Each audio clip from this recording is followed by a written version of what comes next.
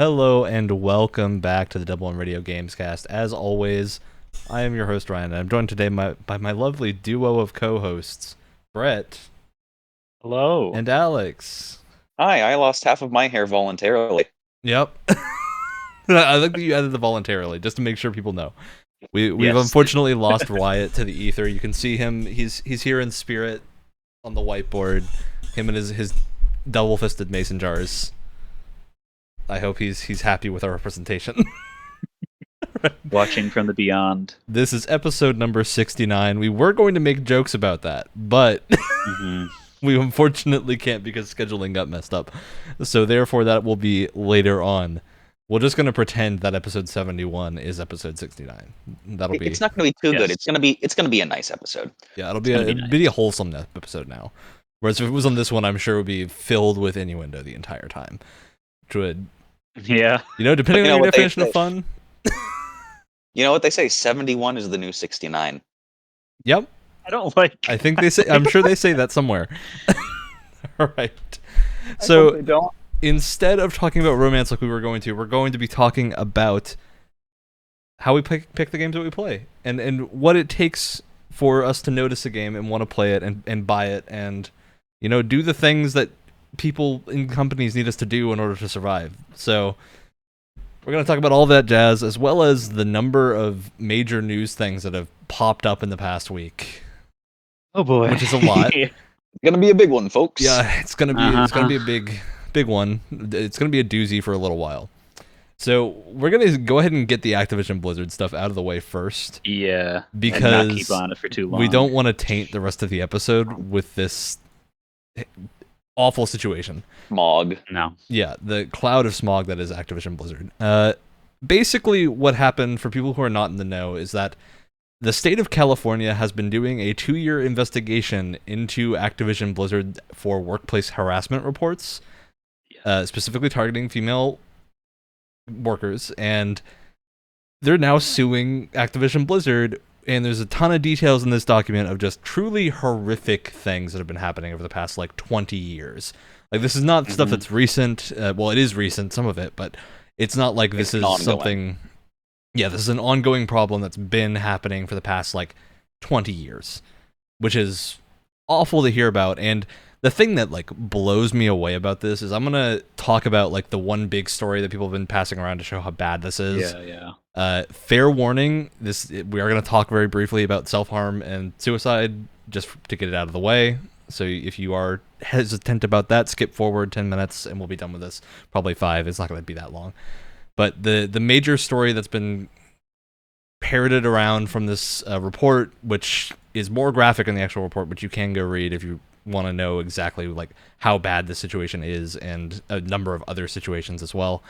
One of the female employees went on a company outing with other company people and was harassed by a couple of male employees who passed around naked photos of her at a company party and laughed about it to her face. There were also heavy reports that she was being constantly harassed by her boss, which is horrific, and she took her own life very soon after that report. And some people might be like, oh, they might not be related. No, it's related. I'm skipping over a lot of details because this is a podcast we try to keep pretty family friendly. So, and most of this is not family friendly topics. We can't really go over most of the details, and neither do we want to, because it's really horrible. So I'd encourage you to check this stuff out yourself if you want to find out more. The gist of it is none of it's good. This isn't one of those scenarios where you'd be like, oh, maybe the company just had a few bad days. No, this has been 20 years of harassment.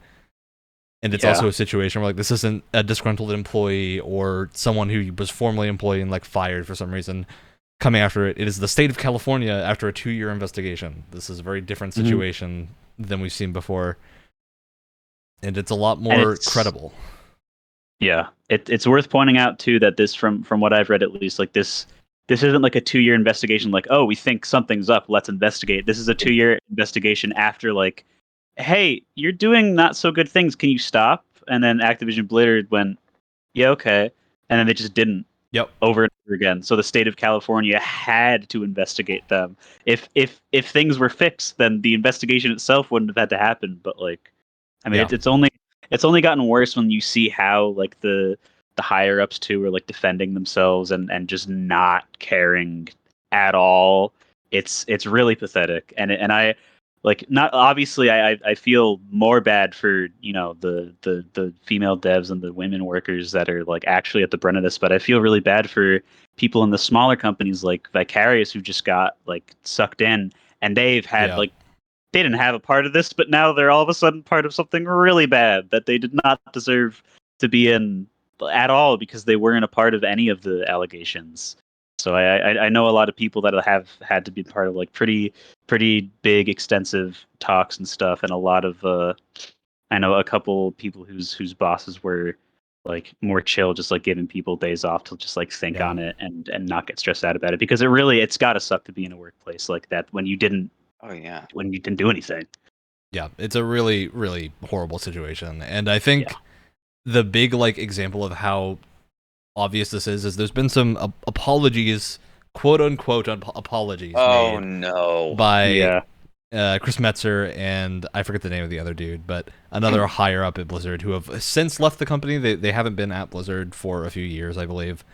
But they both released apologies on Twitter, basically saying that they tried to make a good work environment and didn't notice these things. When Obviously like not this hard stuff, the stuff in this document is not things you don't notice. One of the other big things is that people would apparently do these cubicle crawls where they would go around drunk to all the different cubicles and then harass the women in those cubicles. And I'm like, how do you can't not notice that? That is not a thing you don't notice, especially when it consistently happens. It's the kind of thing where it's like very clearly this was maybe not covered up by management. I don't know if that's the right word, but more systematically people were taught to not care about it, so it was just never brought to light. Yeah. And it's just a horrible situation. Maybe the way that it's being handled, people being, afraid to go to HR because they're just going to be fired. Yeah. That's an issue. Well, there's another report of a woman who went to HR, talked about harassment. I think this was actually, there was a guy that did it too, and he was also basically rebuffed by HR. So it's not just the female employees; it's like all these employees that are being harassed. But one of the other big HR ones, to anyone. Exactly, like don't think you're safe because you're a dude or any other reason. Like because you see it happening to women, it's going to eventually happen to you if you're at this awful workplace. It's a horrible situation that there is no saving grace here. There's no like devil's advocate for this situation. Yeah, absolutely not. And I think like the cubicle crawl thing especially is just an example of that is not a thing that can happen and not be noticed by higher ups. Especially because it was brought to HR's attention, and then one woman said that she brought it to HR's attention and then was victimized and blamed by HR for the issue and not the male employee who had harassed her. One of the things that I'm horrified and unfortunately probably certain is going to happen is that the people responsible aren't going to be fired. They're going to be moved to another job or another location, going to be it really depends around just like they did with the Catholic priests when they were caught. I mean, Ubisoft was in a similar situation, not quite as bad, but in a situation that was relatively similar earlier this year, and most of the people that were involved were fired or let go, or I don't think any of the people that were like specifically called out were still left at the company. Relocated? Yeah, they weren't relocated. They were let go. At least the majority that I'd heard about. There might be one or two that still are there for some reason, but I mean, if they're low-level employees, I'm sure there will be. These were higher ups. These weren't people fired, that were maybe not blacklisted. If they're higher ups, the higher ups at Ubisoft. Yeah, as well, the Ubisoft people were high up there. Yeah. It was like a creative director of a franchise or something that was taken down. So, Ubisoft did something. It may not be enough, but they did something, and I think we're going to see something from Blizzard because they have to. My bet for the reason that all we've been getting right now is just like reports of kind of dodging the question is because of the legal situation. The company can't admit any wrongdoing until the lawsuit is over without basically pleading guilty and losing the lawsuit completely. So they're probably going to try to fight for however long they can. At this point, they've already lost all their good reputation, though. So it's not going to be enough until this stops in the entire industry. What's the likelihood of that happening? Yeah, and it's also like Go ahead, Brett. I was gonna say, like, as horrible as this is, like, the good thing is that now it's finally like something has to happen now, and just even the fact that it's being like brought up in a super serious official legal sense, and that even like people from all over the company are like coming forward with stuff about it. Uh, like now something has to happen. So it sucks that it had to be at the expense of a human life and all the other people's like livelihoods that are many degrees of ruined. But now, like with Ubisoft and now this, hopefully that's enough We see some for actual change. people. Yeah, for people in other companies to be like, hey, let's really make sure that we don't screw up this badly, because it's embarrassing. Especially because like I've seen so many Fingers indie devs crossed. and smaller dev studios be like, what is happening? Like, because most of this stuff, Yeah. I think to the three of us here, is unthinkable. Like, how Yeah. do you go to a workplace and have this stuff happen? And I've seen people in the comment section like talking as if this is something they expected. And I'm like, how do you expect this? How is this something you? This is so far above like what you think of when you think of harassment, right? This is like a level into legitimate sexual assault most of the time. Yeah. And it's horrible. And I'm like, there are people in comments articles of this that are going like, oh, this isn't that out of place. I'm like, what are you talking about? That's Out of disgusting. place? From every other game studio that I've seen, which are mostly indies, to be fair, there nothing even remotely close to harassment has happened. To see it like taken this far above even like regular harassment is just insane. Especially that it's been 20 years. Like that's the biggest issue here, is it's recurring, not just like a one-off incident. So yeah. That's the big Blizzard talk. We still have some Blizzard stuff to talk about, but it's not the big stuff. We have some internal Blizzard things to talk about from Jason Schreier. But this has been the Activision Blizzard talk. So you're now safe from Activision Blizzard for now. There's Jason Schreier to talk about. Yeah, so Jason Schreier did a conveniently timed expose, I guess, on the botched Warcraft 3 remake, which just happened to come out around the same time that he's been working on. So, Wonderful. Activision Blizzard's not having a fun week. It's connected somehow. Ugh, and God. there's some really interesting stuff in this article that I encourage people to read if they are interested. Basically, this goes over why Warcraft 3 Reforged was such a trash fire, in many of the reasons that it was so insane. And the biggest thing has been like they keep talking about how the team was essentially outcasts from the rest of the dev team, and not like outcasts as in people that weren't necessarily needed. It was people that maybe people didn't want to work with or something pulled into this team. So it was a team of people. We've all seen that team. Yeah. Yes. we all have experience working with at least one person like that. Now imagine a whole team like that.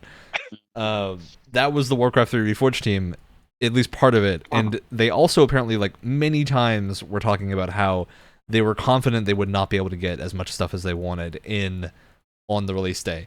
But the higher ups at Blizzard were convinced that it would be worse for the community and review scores to delay the game than it would be to release it in the state it's in and fix it. Now, we've clearly seen they haven't fixed it. It released in the state it's in like a year ago at this point, more than a year ago. Yeah.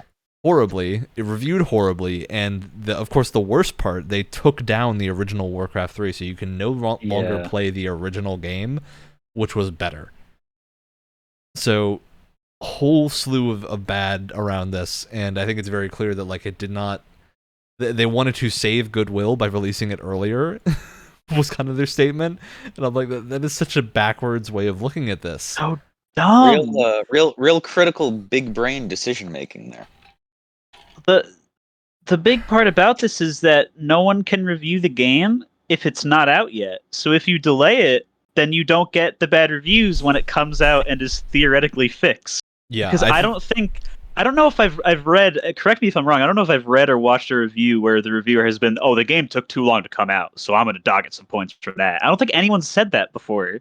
No, I think the worst thing that flawed. happens is people mention it. Like, I don't think when Star Citizen comes out, if it's good, people aren't going to harp on it for taking so long to develop. They're going to, like, that'll be an offhand paragraph or sentence at the start of the review that's like, this is really weird that it took this long to make, but hey, the game's good. So in the final reviews, did people talk about Cyberpunk with the delays in mind? I mean, even though that's still a bit of a different situation with the number of delays. I mean, with Cyberpunk, it was a different situation of it was repeatedly delayed and came out in a broken state. Yeah, the delays did nothing, basically. Well, nothing. The delays that prevented the absolute worst from happening. Yeah. But obviously not good enough to get it on the PlayStation Store, so... Nope. It's not. Hey, it's back now. Oh, it is. Yeah, you can buy it. They've said it's okay on PS4 Pro and PS5, but they've warned people on base PS4 that they're not going to be getting a good experience. Are you telling me that with my PS4 Pro, I can finally enter the center of the city without my game crashing? Probably, fingers crossed. Don't buy it again. Don't do it. No, I didn't get a digital. I have the physical copy. Oh, okay. I got a disc. Nice. All right. I'm a physical guy. So yeah, basically it was just Warcraft 3 was internally treated like a dumpster fire and came out to be a dumpster fire. Incredible, Heather. Who could have guessed? Give garbage, get garbage. This is the kind of thing where I'm like, I look at this and it's so clear that anyone with like half a mind for production could have looked at this and been like, okay, this is not going to succeed in like 18 months, which I think is what they've been quoted to have had. That you have 18 months and a team that is inexperienced, not well liked by other people at the studio, and doesn't have the resources they need to actually make this game. If they weren't well liked by the rest of the people at Blizzard, well, see, that's the weird thing, is we don't really have more details on what the Outcast statement means, because it was like an offhand sentence, but it's clear that the rest of this ties into that. Because of how the game was handled. They could be normal, upstanding members of society that just didn't fit for whatever reason, they were people that weren't needed on other teams. So I don't necessarily mean like Outcast as in their personalities, but more that they were the people that weren't needed for other projects, which can still lead to the same situation of you have a whole bunch of people that are probably inexperienced, don't have a lead to really follow. And that's like one of the important things. You need like a producer or someone to give that strong voice to the project, making sure that everyone is getting stuff consistent. We got a puzzle designer over here. We have a VFX artist. You guys we have need Shane. A he used right? to get coffee. Come on, Shane, tell us how to make the game. I think that's probably what ended up happening, and it's very clear that they asked for support at least once and didn't get it. So something was going on with Blizzard higher up where they were like, we can't devote the resources to this project. And my big question is, like, I don't know if either of you guys have played Warcraft 3, or at least in its original form. I have not. Warcraft 3 is, like, really good. There's a reason people wanted it to be remade with just new visuals. Like, you don't need to do much else to make that game modern. It's just give it new visuals, a few quality of life things, and it's a really, really good tactics and strategy, like RTS. Was 3 able to be modded? Yes, that was a huge thing about 3. That's why people are so upset that the original version isn't playable anymore, because all the old mods are no longer playable. And that's like where Dota came from. Dota was originally a Warcraft 3 mod. So without Warcraft 3, we wouldn't have MOBAs. It's such a wild thing to think about, and they've besmirched the good name of Warcraft 3. Sweeps ancestors' ashes into the trash bin. They're joining EA's studios out back. Oh. All right. Looking at the rabbits? Yep. I just wonder, like, what Blizzard has been doing. That's my big thing, because I know they've got people working on Diablo 4. They've got people working on World of Warcraft, but clearly the World of Warcraft people are doing a horrid job as well, because I mean, we know what they've been doing besides game work. See, that's what I'm thinking of, is like, we know the World of Warcraft team took 8 months to get a patch out for Shadowlands, which people didn't really like that much at launch. The patch is apparently not that great, aside from the story being kind of interesting. And now everyone has left and is playing Final Fantasy XIV. And when I say everyone, I mean, like, everyone. Yeah. I knew it. I was about to ask if you were going to plug. Well, he's always going to. But it's also important because it's true. See, this is the problem, is it's at this point, it's literally, the situation is not that 14 has become so good that it's eclipsing World of Warcraft, because 14 has always been good. It's always been its own thing. And it's not the same as WoW. But the issue is 14 has been consistent. It's constantly consistent high quality. And WoW has been like this, from what I hear and from what I remember playing back in like 2010, this crazy roller coaster of like something really cool will happen and then the story like makes no sense whatsoever and they kind of forget all these plot lines. And then they don't come back together at any point. They decide, hey, Sylvanas is going to be a villain now. And then they make her a villain and then suddenly that's the new story. And then they forget everything else that happened. That's been the experience of World of Warcraft in the past 10 years, to my knowledge. And I'm just like, that sounds horrible. Why would I be invested in a story when they're just like, okay, people get corrupted left and right, now they're evil. Go deal with that. And I'm just like, I don't care. I don't want to play that. It sounds very boring. Blow up the dragon instead. I want to blow up the dragon. I'll go play Dragon Quest. I'm gonna go shout at people in a video game. It's called Skyrim. Look, and now all of World of Warcraft's fan base is going to play cat girls in Final Fantasy. So, look what you've done. No. Ryan, I am not going to play a cat or a bunny girl. I'm going to play a cat guy, one of those big beefy lads. Oh, yes. The Rothgar. So you're still playing. Yes, they're still playing Catboy. I'm playing a cat man, Ryan. You can play. I'm playing a cat man. Look, the best race everyone knows is the male bunny boys. They're obviously the best. They aren't in yet, aren't they? They're gonna come They're gonna be in. They're gonna be in. They're coming. They're bouncing their way on in. They're coming. See, now I'm wondering whether or not I should hold off getting it until then, because I would like to experience it, but also I don't want to have to go through the entire story as I've been warned. Again, on another. There's a thing called Fantasia where you change what your character looks like, and you don't need to do that. You just change what your character looks like. I've also heard it's $10. Yeah, but you get one for free in the game. Oh. You play the game, you get one for free. So you just hold that and then use it whenever you want to change what you look like. The game is ahead of you. They understand that you're gonna want to play the bunny boys when they come out, so they're giving you a free one. Hippity hoppity, that character's my property. Wyatt can't save me now. my one rock is gone. Look, Brett, I know for a fact now, having finally gotten to Shadowbringers in 14, this would probably be your favorite JRPG that you've played.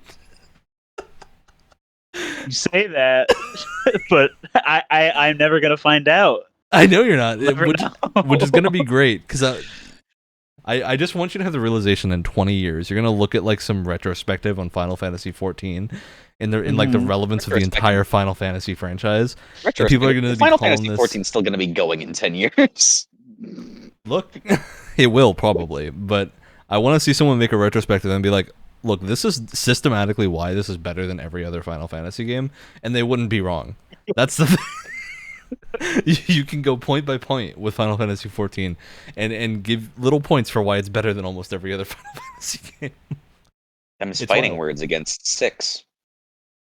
Look, 6 is its own thing. 6 is different enough that I don't think they can really be compared that easily, but 14 does have a bunch of like 6 bosses in the game. So, and the robots. Yeah, and the robots. The walkers. You get the walkers. They're a big part of the story. But all right, moving on from Blizzard, we talked about their dumpster fire of a week. How are we feeling about Blizzard's dumpster fire? Any last words before we move on? Burn. It smells and I'd like to get away from it. Great. Okay.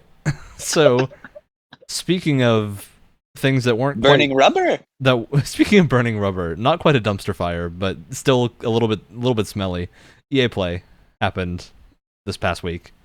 Yes. It was pretty decent. It was better than the last 2 years, which is really not saying a whole lot, but it was better than the last 2 years. Where would you rank it in terms of this E3? This E3, they're at like the bottom of the people that actually had conferences. Yeah. Because I would count it as a real conference that had a few interesting announcements, but they're still like pretty low tier on there because we didn't get gameplay of like the biggest one. Was there gameplay at all in general, or was it? Yes, there was. There was gameplay. Yeah. It was also like hosted by Austin Creed, and I love that man. So, gotta love Austin Creed showing up. He had some tough material to work with. He did. I'm glad that he tried. Look, it was a classic like terrible promo. You know, he's used to it. So, for those who don't know, the person who hosted the EA Play Live is a WWE wrestler Yeah. who's had some And rough you can tell promos by in the the size past. of his arms. The girth of his biceps. Well, Yeah. this is definitely your two's wheelhouse. Like he's Yeah. part of a great stable called the New Day, which is very entertaining. And they dressed up as red mages during a WrestleMania, Yep. which was really Oh. really fun.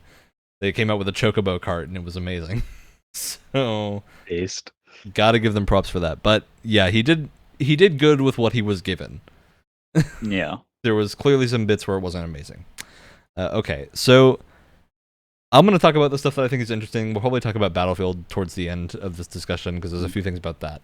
Let's start with Dead Space, because I think Dead Space is the thing that people want to hear about. It is a remake. We're getting a remade Dead Space. We got a cool visual trailer. I'm excited to see. Did they distinguish a difference between remake and remaster? From all the hints we have, it looks like a proper remake. Like it doesn't look like the same thing. Oh, nice. It's the same starting scene where he gets the plasma cutter, but it is clearly like a remake, not a remastered version of the same thing. Looks just as brown as it did before, but even crispier this time, which is all you could really ask for from the visual department. Yeah, brown and crispy.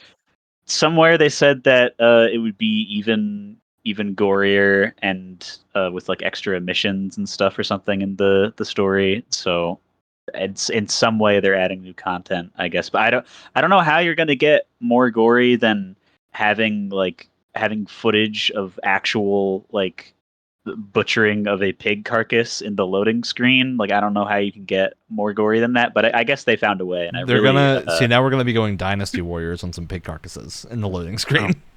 The loading screen is just Dynasty Warriors with pigs. Oh. All right. So yeah, we don't have a whole lot to say about it because we don't have a lot of information.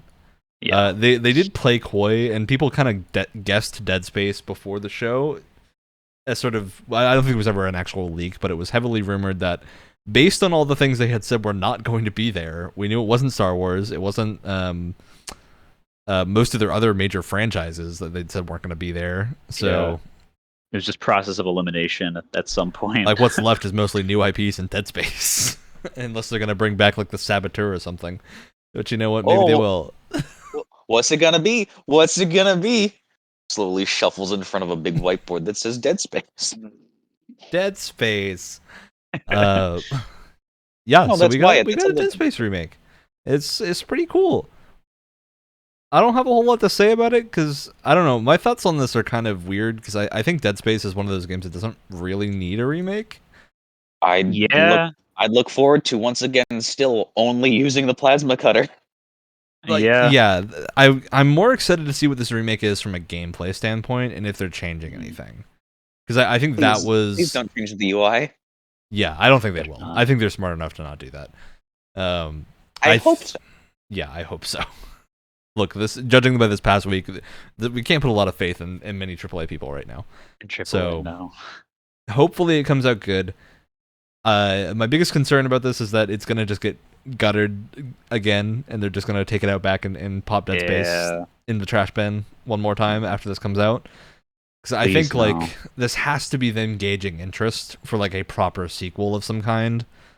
I can't imagine they're just remaking the first Dead Space game for no reason. So I'm imagining this is going to be like a reimagining of the series in some way, and like not going in the weird direction that 3 did. So, you guys remember there was a Dead Space animated movie? Yeah, there was. Yes. And a Dead Space Wii game. I did not know about the Wii game. Yes. It's a rail shooter. There you go, Brett. That's why rail shooters died.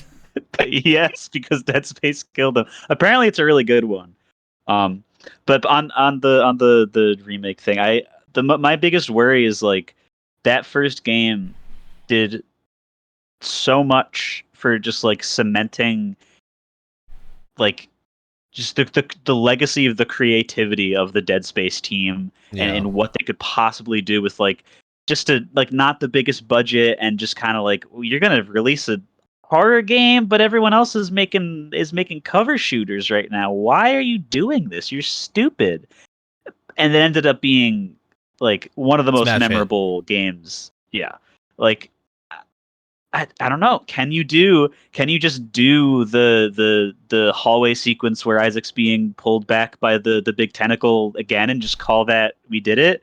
I don't know. I think you Yeah, kind of I have really to don't think know. of something new to put in there. But can you even do that with this Because like, a new what do you team? mess with it to make it better? Whereas Yeah, most of the things you exactly. remove might just make it worse.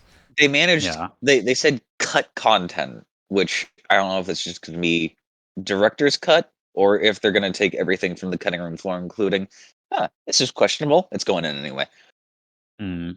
I imagine. But I there's feel only one like way to this find is out. less of a director's cut and more of a. I think reimagining is going to be a good term for when this comes out. It really feels like they're going to be doing something new in this, and I hope they But do to prove I don't. why it needs to be made. I don't think it's going to be to the extent of 7 remake. Oh, But absolutely not. Well, Oh, because Dead yeah. Space is far more recent too. Mm-hmm.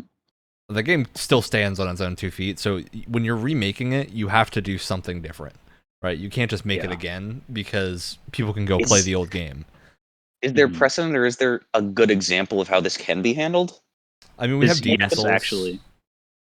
I think I have a little bit of a better one, not just Yeah, because yeah. it's me saying it, but because it's a horror game. The Resident Evil 1 remake for the GameCube. Specifically, the designer and director like specifically said, and this is only like a month until it came out. He realized this is a horror game. If people who played the first one play this one, they're gonna know where all the scares happen, and they're not gonna be scared anymore, which defeats the purpose of the Whoa. game. So in that last month, they put in whole like whole new scares and whole new areas for people to like get into different horror situations in to be scared. And it's really, really good because of that. It like completely outdoes the original in every way because there's more things to be scared of in the horror game. And they specifically like, oh, you remember this zombie was there in the last one, and we're gonna put like a blood stain there, but he's not there this time. Where is he now? Good Yeah. luck, idiot. Have fun dying. So if they do stuff like that and play with people's expectations, like, oh, this thing was here last time, but it's not. That's how you do this like reimagining of a horror game. I think that's like the best thing they could use as an inspiration. I think. Yeah, definitely. That's a good point. Yeah. Especially with like RE2 following up it as well and doing Oh, really yeah. well. I think they've got Yeah. precedent for succeeding in like recent horror game remakes. Their Dead Space is still far more recent than either RE game is. So yeah, I just want to see what this looks like when it comes out. I want to see some proper gameplay of what does going through like 10 minutes of this game look like. Is what I'm really curious about. All right.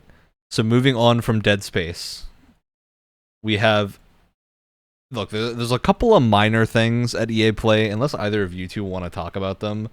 I've got the big 3 things, I think. And aside from that, any standout things aside from the next one I want to go into is I think Lost in Random. Yeah. It stood out to me as being one of the more interesting things, as well as one of the really bad bits for Austin to do.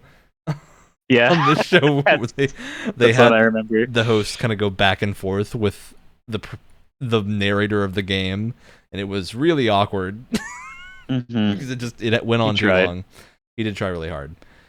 So Lost in Random is an action time-stopping combat platformer thing. It looks pretty cool. It looks really unique, and we've heard nothing of there being usual EA microtransaction trappings in the game. And like people do constantly say they're worried about EA games, but like EA did put out Unravel and Unravel 2, which didn't have anything like that. They put out I think Fee as well, which is also very unlike most other things EA puts out, and this also seems to be along those lines.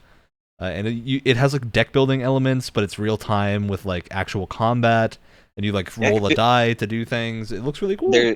There's deck building. It's an action time-stopping platformer. It's like the cards are they're like the ability star cards from the first EA Battlefront, if you remember those, or they act as the perks basically. For like an easy way to say Or it. They add additional like attacks. modifiers to your character. The best Yeah, way I think to put it is if Okay. anyone has played the old From Software GameCube game, I think it's called Lost Kingdom, Yes, where I you know what you're use talking cards about. to summon monsters and whatnot. That kind of seems like the vibe they're going for, is using cards as your Yeah. main attacks. And you can go walk around to these weird like Tim Burton clay monsters that Ooh. look very cool. It's got a great aesthetic, and I love the fact that the two main twins are lost in random. The world is called random, and the main character twins sisters are called even and odd, which is great. Good. I love the on the nose D20 stuff, and this game looks fun. I don't believe it's that far away. Let me double check the release date, but yeah, I think this is going to be real interesting when it comes out. How do you guys feel? What are you thinking about Lost in Random so far? Visually, it really looks like it. really Looks good. interesting. Yeah. Okay, yeah. So it's September 10th is the date that it's coming out, and it's from the makers of Fee. So yeah, I don't think we're gonna see any EA trappings in this. I think you're safe to enjoy this game without worrying too much about microtransactions or other EA fare that often happens. Which props That to is them. a beautiful style to exaggerate the grotesque. Oh yeah. Yeah, really really cool visual style. So I think that was my highlight of the show of like new things. Not even new because we'd seen Lost in Random once before, but it was definitely the highlight of the show of things that are coming soon and aren't just Battlefield.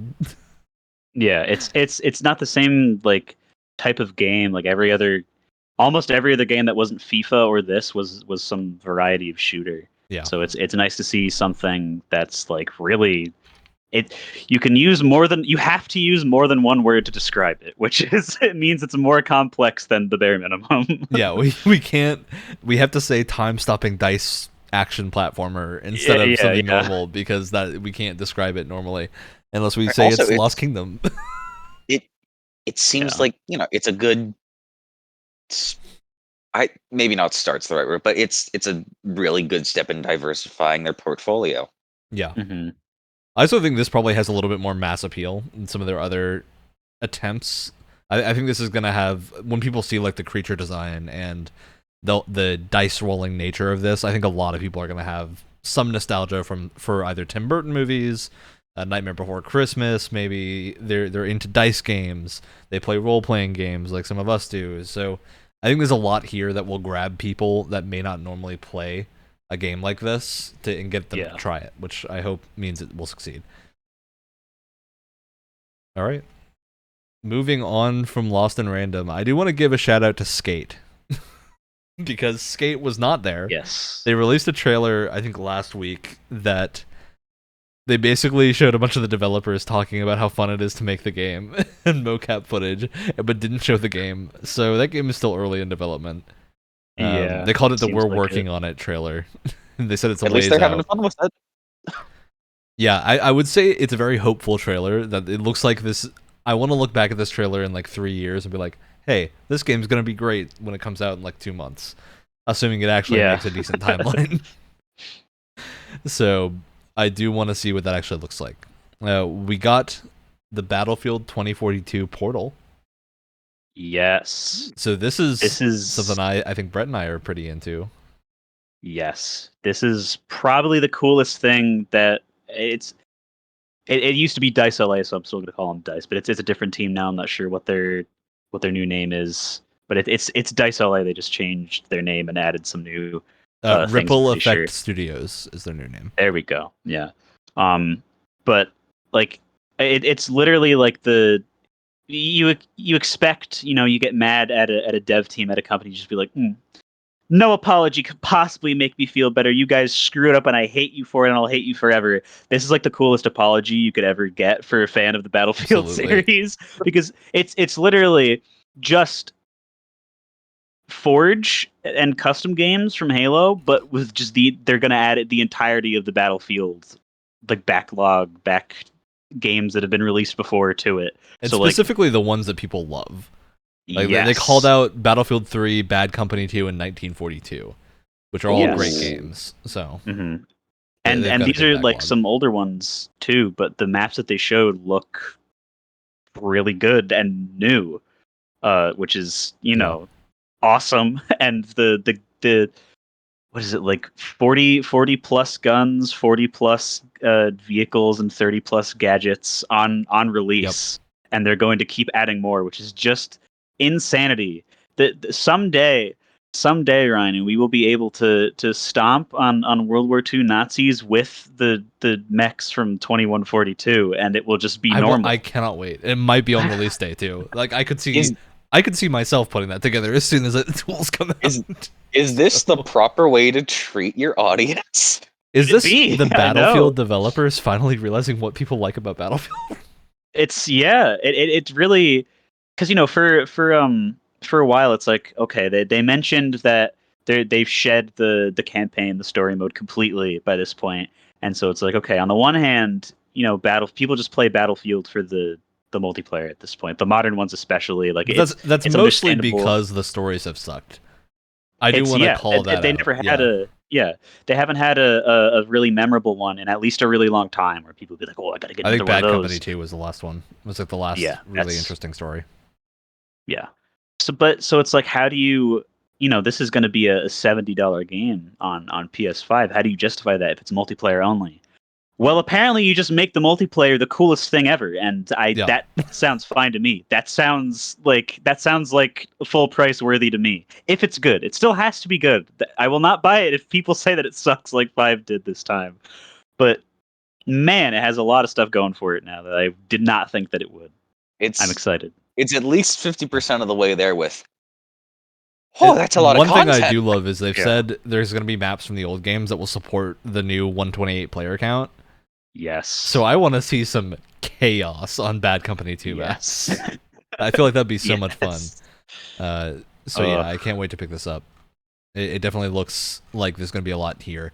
The biggest concern I have, I don't think they're going to do this because I think they've learned from how restrictive 1 and 5's customization was of not doing the loot box style progression of guns and whatnot. I'm hoping they don't do that for Portal. It sounds like they won't because they want to go for that kind of Forge type thing where you can do some crazy customization and whatnot. And in order to do that, you really do need access to like the full kit of what the game has to offer. Yeah. So I'm really hoping they don't restrict that, at least on the creative end. Because one of the things they've said here is that they're going to have this thing called the logic editor where you actually can do like visual scripting. And it's just straight up drag and drop. It's Which, crazy. It's node based. Yeah, it's a visual scripting type thing that it's aimed specifically at people who have knowledge of visual scripting. They say anyone can use it, but you're gonna have a better start if you are familiar with visual scripting. I cannot wait to prove them wrong. Look, you've used Substance Painter before. That's the same thing. Substance Painter, not Substance Designer. Yeah, Designer is the node based one. That's the big boy that makes me cry every night. Yep. So yeah, actually, I'm very excited to see what the logic editor actually enables you to do. On a quick one, so Battlefield 1 right now, I think it's free if you have some type of subscription on Amazon Prime. Yeah. Oh, it's free on Amazon. Yeah, and if you don't on Steam, it's under $5 right now with all the DLC. So yeah, one goes on sale because it's really good. On Origin, I saw it as like the $4.95 or something. Yeah, but it is very easy to grab. Worth it to pick up. One is fun. Yeah, one I had a lot of fun on. 5 is the one that I'm a little more iffy on. Was it Steam or Origin, and does it matter for the Prime? If Prime, anywhere you get it, you're going to get it on Origin anyway because you have to have Origin to play multiplayer on it. Yeah. So. Yeah, if you're listening to this show and want to play Battlefield 1, go do that. Go grab it. Yes. Well, it is either free or cheap, depending on if you have Amazon Prime. Thought I'd mention that. I assume it's for the rest of this month, maybe. Yeah, I think it's going to be ending relatively soon after this podcast. I think a week after this podcast comes out. 6 days at most. Yeah. So definitely keep an eye out on it. Usually the things don't turn over on like August 1st. They usually turn over on like the first Friday of August or whatever it is. So definitely take a look out for that. Yeah, I'm definitely the things that make me most excited about this is they say the logic editor lets you do things like customize things that happen on player death or when they go into a certain area, or creating custom game modes and whatnot. And that's the stuff that I'm excited to see. Is like I want a mode where you basically just recreate Titanfall. Let's just make Titanfall in Battlefield where you got crazy rules for summoning in mechs or whatever. I think that'd be super fun. So it would be be a great little game mode to try out. So yeah, the big focus here is they say is on putting as much power as possible in player hands. So excited to see what this is like. The big thumbs up for me. And Yeah. the Even thing if it doesn't have a single player. There is the one bit of language that does concern me whenever they talk about Battlefield 2042 is they list here that Battlefield Portal launches as part of one of your 3 core experiences loaded in Battlefield 2042. Oh. That language makes me concerned. What's the other experience? The 3 core experiences, I assume, is the regular multiplayer mode, which is probably going to be a separate thing. Yeah, but that still leaves one. So I want to know what that third thing is because it concerns me. The in-game store. That's what I'm concerned about, is that they're going to call the in-game store an experience. Going in, low expectations for that third experience. Yeah. But also for the God, what did you maybe guys some call co-op the thing? There might be new some co-op multiplayer? Portal, it's called the new one. yeah, the Battlefield For the Portal. Portal? That's a lot of content. Yeah. Yeah, this feels like you could probably just stick to Portal if you wanted to and not even go to the other bits. So, I don't know. I think at least one of the others is the regular Battlefield 2042, and then maybe some co-op thing. Maybe they're going to build a store as it. I don't have a whole lot of faith in DICE as of recently, so... What I'd like to happen in the Portal? Maybe crash a Zeppelin into a Skyliner. Yeah, you could. If they add Battlefield 1 to it, Yeah. and they'll have Zeppelins. You just gotta add the game. Well, maybe they'll throw in the Battle Royale mode. Maybe that'll be the third experience. Oh, I think they've publicly said they weren't, but they might. Yeah. I don't that really have has faith in stopped that. companies before. Ugh. Yeah. So that's our EA Play wrap up. Unless anyone else has EA Play things they want to talk about, but I feel like that was the big set of announcements. Nothing else particularly stood out that much. All right. No. Moving on. We have a topic for this show. We do? Did you guys know? Oh, ew. No way. Yes. We're gonna talk about how we pick games that we want to play. All right. Oh my! I've never met a game that I wanted to play. A game that I want to play? What? You're browsing the Game Pass store. Say it's free. You don't even have to pay for this game. What immediately draws your attention to a game that you want to play?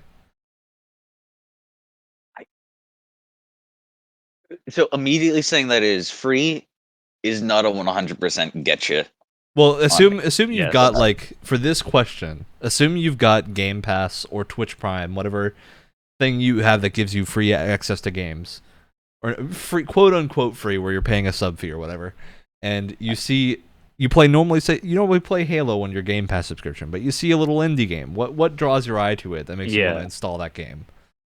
The point being that money is not the deciding option, factor. It's aspects about the game. Yeah, we'll get to that make money. you- Yeah. Yeah, Did you have something to say, Alex, or am I gonna go on a rant? I mean, I guess I have a short to mid thing. If you can, Do if it. you're okay. Oh, with yeah, holding go. up. Do it, Alex. First thing for me, absolutely story. The mechanics can be the average to mediocre, and I'd still love a game if it did something really cool with the story. But how do you get sold on that story from a store page? From a store page. Or trailer, or something that is getting you to install that game? For you, is it like an art style thing? Is it you look at the store page and it lists like, oh, hey, with this interesting story? Because I'm an illiterate, I usually read the description last. I think that's pretty common. I wouldn't say that's unique to you. I'm sold on the moving pixels bombarding my definitely if it's like, it doesn't have to be a high production trailer or anything to be eye catchy like that. But if if it shows off, if at least if I feel like it's showing off okay, this is a really interesting visual style that it's highlighting, or if the hints that they give about story and plot and things, if it if it has a back and forth with the visuals of the game, if it's something adding to it, like if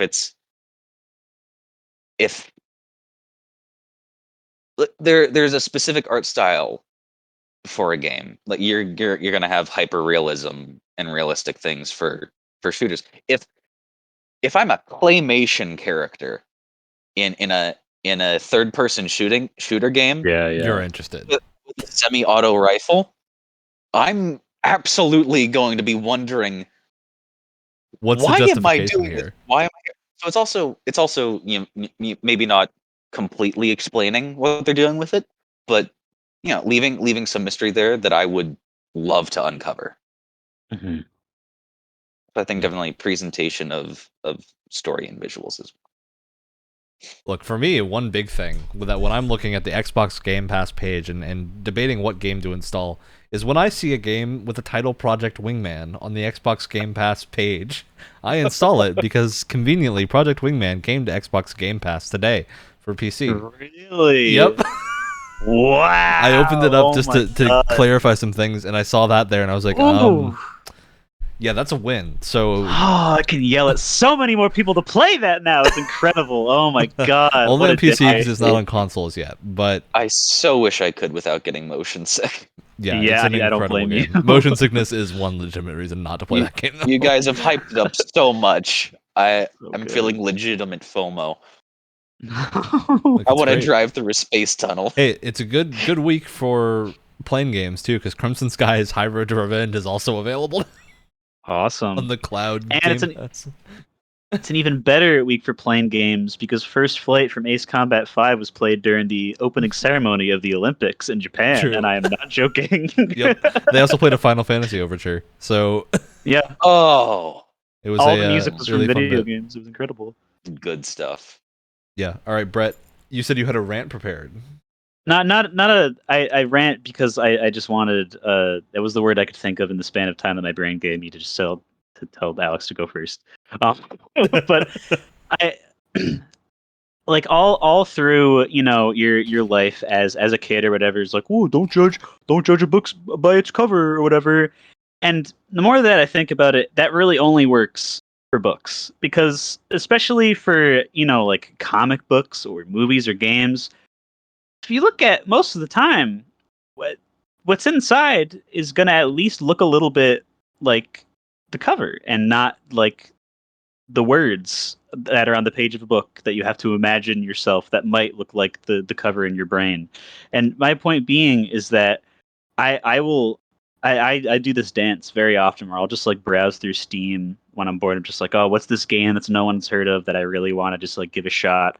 Or even when there's like trailers and they don't show, I don't see any gameplay, and I just see like visuals that just completely capture me, like some kind of animation style or like visual style, or just like, oh, the way that they did the gun designs in this are super sick, or the animation is super crazy for a game like this. How did they do that? Or it has robots in it. Wow, incredible. Which leads to the opposite of what we're talking about, which is disappointment when I read the tags and it goes like mecha fantasy anime and it looks awesome, and then the next tag is visual novel, and I go, oh, well, it looked really cool, Oh. but I have so a limited tolerance. visuals, yeah, visuals, like for sure. Even like without showing gameplay, I am 100% like a sucker. Like I need to tell myself like, oh, they didn't show gameplay in this trailer. If it looks like really incredible, then that'll just completely suck me in, and it'll bypass the part of my brain that goes, "There's no gameplay here." If it just looks a certain degree of Brett, I guess is what I'm trying to say. Of Brettness. Willing to play anything once. If it Keyword is looks play. the least I bit have like been Wild burned. Arms. Yeah. I think that's a Ugh. legitimate reason to play a game. Yeah, I definitely agree with that. I think for me personally, when I see cover art that doesn't have like the one man with a gun over his shoulder on the front Yeah. page, I don't see Yeah. that, and I'm immediately interested. It's so Mhm. common now. I think for me, what really stands out when I'm looking at games that I have a choice to play, especially if money's not a concern, if I see anything that looks like remotely experimental, I'm going for it. Big Yeah. one to me is Yeah. there used to be a game on Game Pass called Sea Salt that was a like weird Pikmin-esque cult simulator Oh. where you ran around like this weird version of Cthulhu-esque island nations That's Ooh. awesome. with your horde of Cthulhu monster beasts and tried to claim the world and make it Ooh. your one true god happy. So Cool. that was a very fun experimental game that I don't think I would be willing to pay money for, but when it's on Game Pass, I want to play that for like an hour. So Yeah. I think that's the kind of thing I specifically look for on those like subscription things, is things that look like relatively short experiences, but don't look akin to other things that I've seen. Mhm. That's a big draw for me, especially because like Sea Salt had pixel art for most of its art. It wasn't a particularly visually striking game, but it had an interesting enough like title, logo, art, and clearly wasn't like phoned in. It wasn't just like pixel art because they couldn't do other art. It was pixel art because it was what fit the game best. So that's always a good measure for me, is when I can look at it and tell that like this is something I want to see. So I think that's a big draw for me.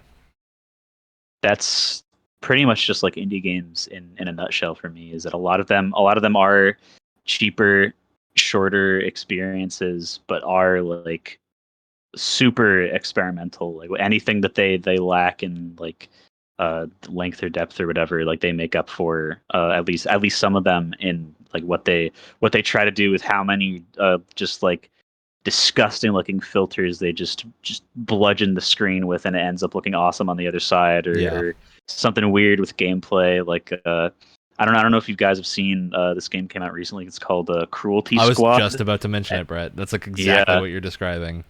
It's to the one sentence that will fill you in perfectly on what the rest of the game is, Alex, is in order to reload, you hold right click and drag down on the screen to meet a line on a meter to mimic you taking the magazine out of the gun.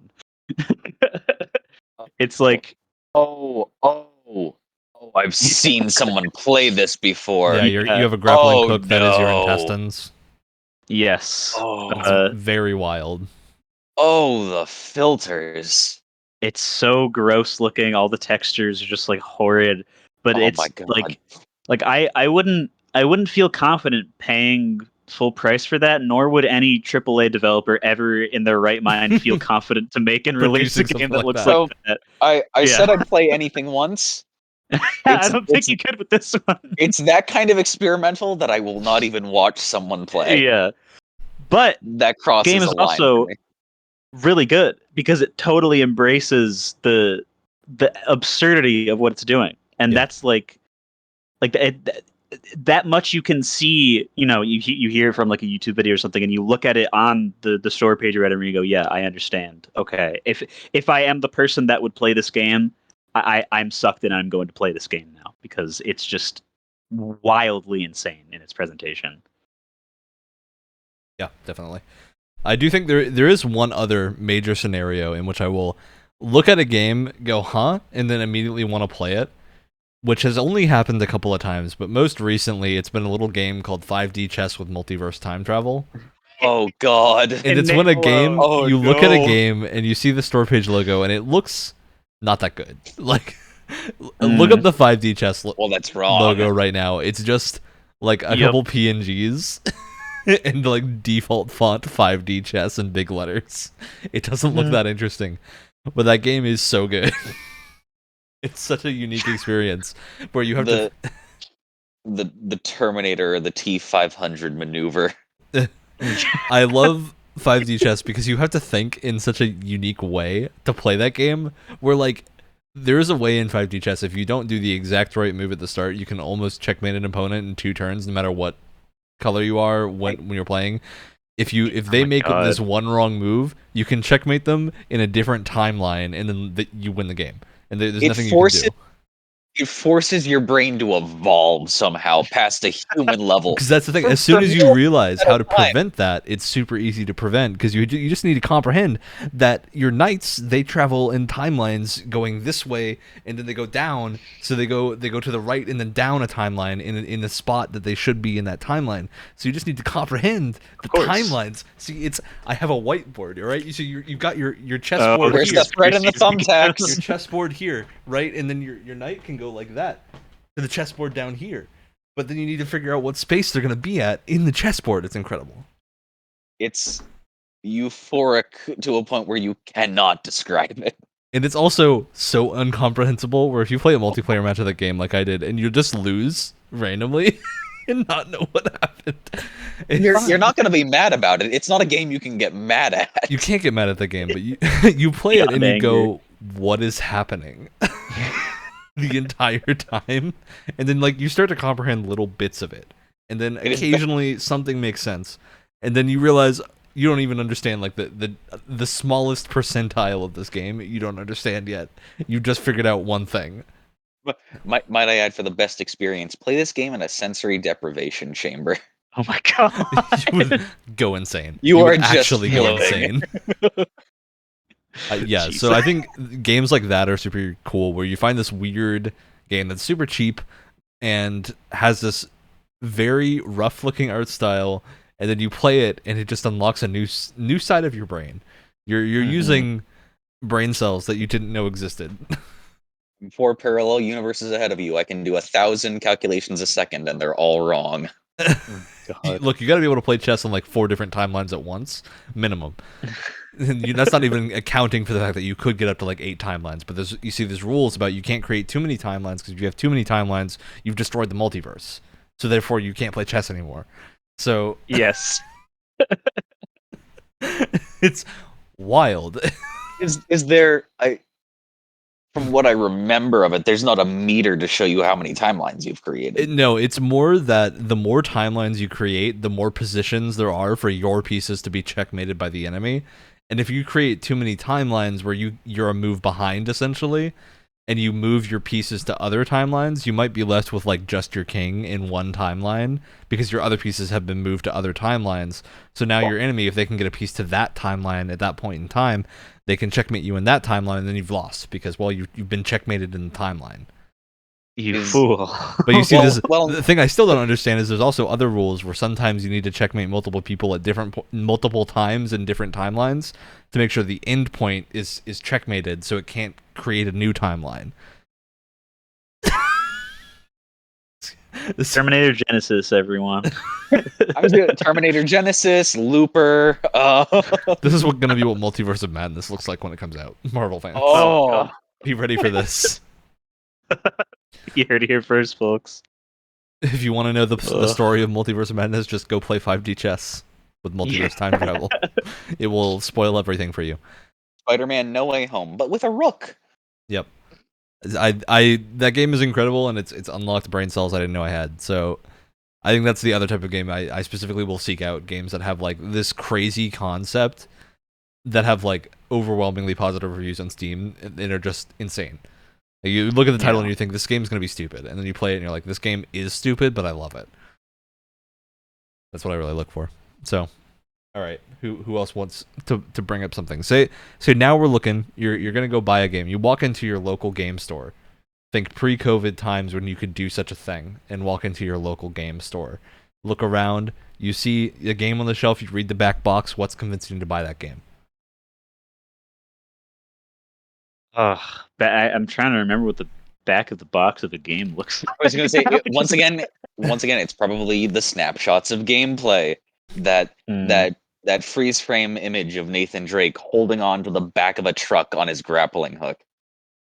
Yep, that's a good one. If it's like, and it was Uncharted 4 was absolutely 100% worth it, because whenever I would stop playing the game, I wouldn't just like finish the game in one sitting, but I mean, like, anytime I'm done playing the game for a sitting, it gave me that feeling of you know when you walk out of a really good action movie and you're walking out of the theater and you're almost shaking, or you have that kind of movie high. Yeah. It gave me like feelings of that, which is Quality. chef's kiss. Very chef's kiss. All right. Very chef's kiss. Over the top action and set pieces. Okay. I have I went into a local game store around a couple weeks ago. It was just opening after not post COVID, but like post the COVID shutdown of they could not be open. And it was a store that specialized in selling retro games. So I walk in and I'm looking for DS stuff just to see if there's any cool DS games I miss. And you see, I find this is when I love to find out there are games that I don't know existed. And I Go look to the and $2 shelf. I look and see a game called Spectrobes Beyond the Portal. Yeah. And I am filled with excitement at the fact that there was another Spectrobes game that I'd never heard about. And it was like $5. So That's the best part. That's when you find out a game is a sequel, which is hard to do now because you almost always know if a game has a sequel or something. Mm-hmm. But sometimes you have that magic moment of you go to a game store and you see, like, for me, part of that was playing Yakuza 0 and being like, I have 7 more games in this series that are of comparable quality to this to go through. And being like, oh my god, I got so much game for my game. Yeah. I don't have enough time to game in my games. So I think that's a big thing for me is I'll also look for things that are in franchises, and especially if they have like a highly reviewed entry that is a good starting point. Like Spectre's Beyond the Portal. I'll jump in there. You remember the little hologram cards with the little points where you could put your stylus through? Oh yeah, that was great. Let's see. I have the physical copy right here. So you guys, Brett, you have yet to talk about your game store experience yet.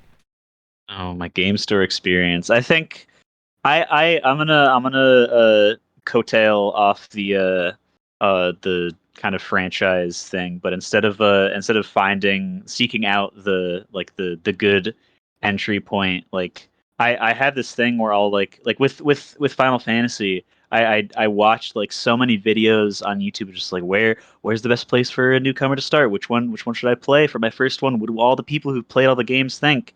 And everyone said like something different.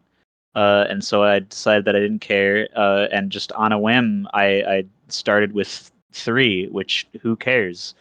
So I like, and now I've just kind of developed this thing where like okay, this franchise looks cool. I will seek out the first one or the earliest one that I can in the chronology of releases. And even if it's not like as good as later ones or as like even a good game, like I still want to get that.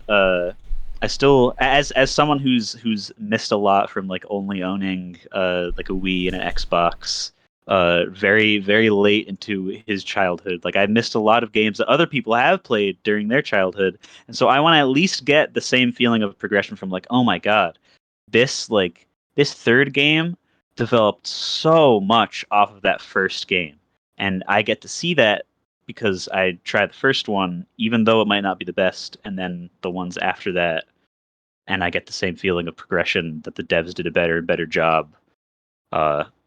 So yeah, I'll just get the oldest game that I can in a franchise that looks interesting to me. Third and first. Brett, are you referencing Metal Gear? Maybe. That's a good one to reference. I do have, just to remind people that these exist, game manuals are a thing, including the Spectrobes game manual. With, of course, like its reminders. Nickelodeon Battle for Volcano on how to Island. become a Disney gamer. Oh, that's right.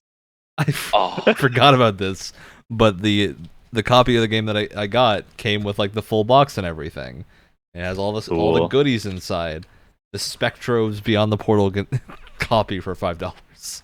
So I now know fully how to play Spectrobes Beyond the Portal because I have a game manual, and that's a big draw for me. Is if the game has anything. Something else. If there is anything in the box for a game, I'm already interested.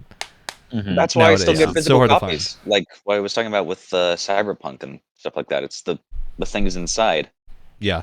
Well, it's weird now because it's so rare to get an actual physical copy that has things. Like The Witcher 3 did it. Most of the Yakuza games have them if you get the Steelbook version, where they'll have a few things inside. Like one of my favorite things from one of those Yakuza games is that it came with a business card holder that one of the characters in the game uses. Ooh. It's like a metal business card holder, and I'm like, that's a super cool little item to put in with a game that actually can be kind of useful. So yeah, especially because it doesn't it's not plastered with game logos or anything. It's just got like nice the cool and classy. dragon print on it. So I think there's some really cool stuff like that you can find that really, to me, sells that the developers cared about what they were making. Is kind of a big thing. Sure. I can tell there was care and time and thought put into like this little element of game production. I know that the game itself is going to have been made very well. So prize in the different district postcards from Cyberpunk. Yeah. Mm. I mean, there's some really cool stuff that you can find. So I think that's a big thing of like, I don't think I've played a game that has done that that's been not worth my money. There's been some that haven't been amazing, but I've never bought something like that has those like goodies in the package that has then made me regret that purchase. Yeah. So I think that's an indicator that there was some care put into it, especially in the case of indie games, and indie game releases that are big. So I remember I got the Binding of Isaac physical copy when it came out on Switch. Yeah. And that had like a big pack of stickers inside and a whole bunch of like cool Binding of Isaac little stuff that sells that like they didn't just make this to make it; they put actual things inside, which is super cool. So that's a big thing to me. Now, I don't know about you two, but whenever I have one genre that I'm always weak for, and that is JRPGs. When I see a JRPG, I'm probably going to try it regardless of the quality if I can get my hands on a copy and don't have a backlog of 100 games. So, which is which is now. And by 100 games, I mean basically 4 different JRPGs that I'm planning on finishing, which means it's going to be a fun couple of months. But I think for me, it's like whenever I specifically seek out certain genres, and I think especially in the case of RPGs, I have a little bit more leeway on them to where if I think they're trying something interesting, even if they don't necessarily get it right, I'm still going to want to play it, so long as it's interesting. But then there's also, conversely, the thing that like kills me in RPGs is when the writing is not just bad, but it's like actively in your face annoying. Like, I can deal with bad JRPG writing. I played like most of the Final Fantasy games. Hey, listen. A good half of them aren't amazing. I've played every Zelda game, and most of those aren't known for their writing. So when a game gets aggressively bad in your face, and I had this moment when I was playing Scarlet Nexus earlier. I was playing some Scarlet Nexus, which I think is a very good game, gameplay-wise. Has had this moment where in the story, it literally, I had 4 characters with me in this scene. And in this scene, we had just learned a bit of information that, like, linked with a past bit of information makes a difference to the world, right? So it's like you get to put together this little mystery of how the game works. And then they did this thing where, like, I had put together in my head very quickly what the solution was to this problem, right? Because it's not very hard. It's like you have this bit of information, you have this bit of information, you know things are weird. And I was like, okay, this makes sense. We're good. And then they had every single one of the 4 characters go up to you and explain what it is. So many games do this. But in Scarlet Nexus, it was particularly noticeable because it wasn't like they were each leading me through a step. They were each saying like the same thing.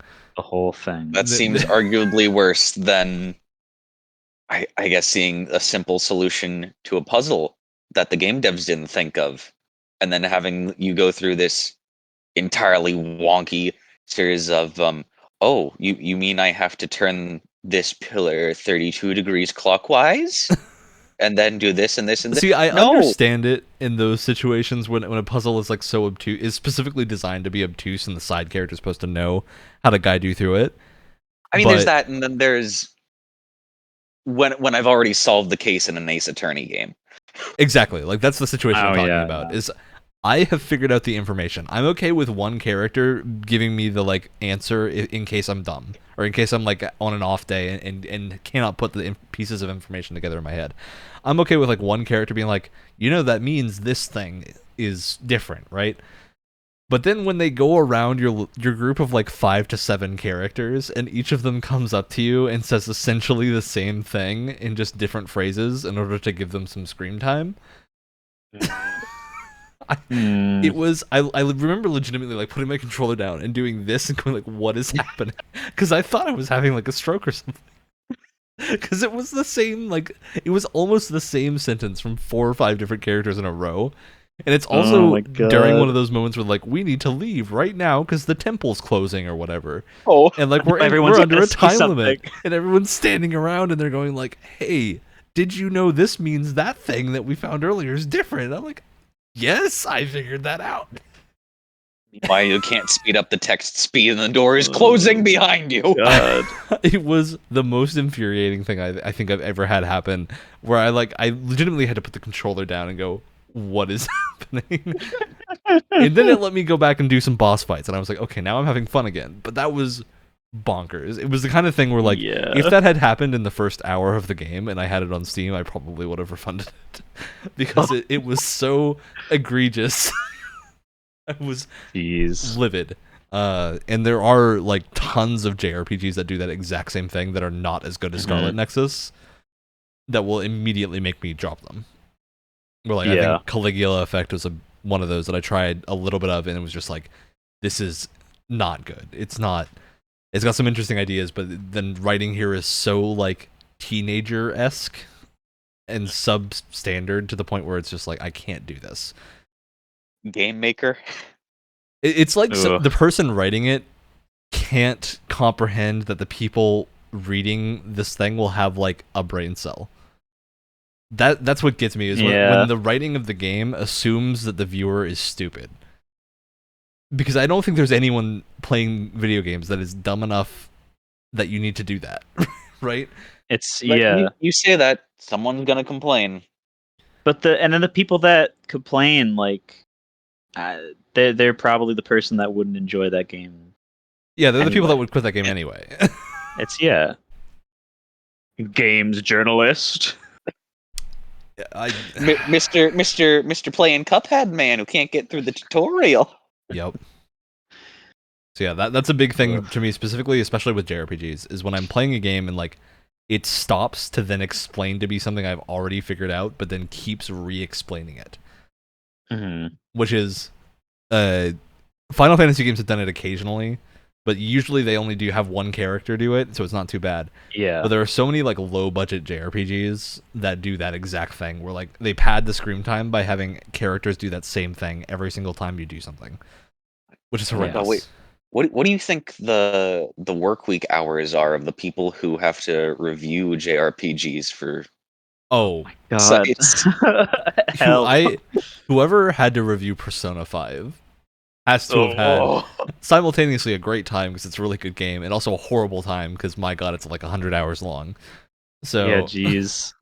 She got 70-hour work week. My blood is caffeine. Yeah, and I can't feel my fingertips. That's not even including the time to write the review itself, just like to play the game. Yeah. So. And I think Persona is one of those few games that is like super guilty of doing what I just said. Like I remember multiple times in Persona 4 and 5 having the characters do that exact thing where they go around the group and like describe the solution to a thing after you found the final puzzle piece and don't let you like put it together in your head.